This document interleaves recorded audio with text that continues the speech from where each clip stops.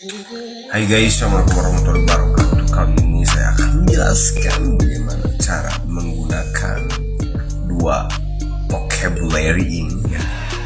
Mungkin vocab ini vocab bukan vocab, vocab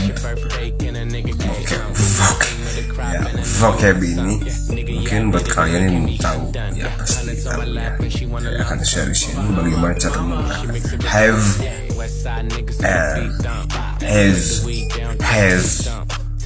Jadi untuk have itu digunakan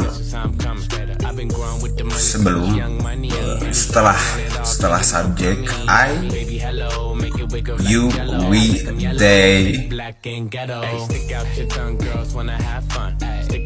Yeah. I, we, they.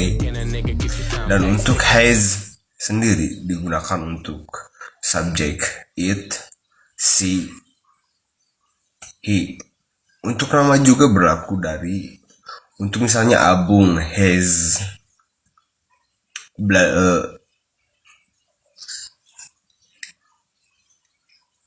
istilah nama pakai has itu berujuk kepada benda kalau di it ya.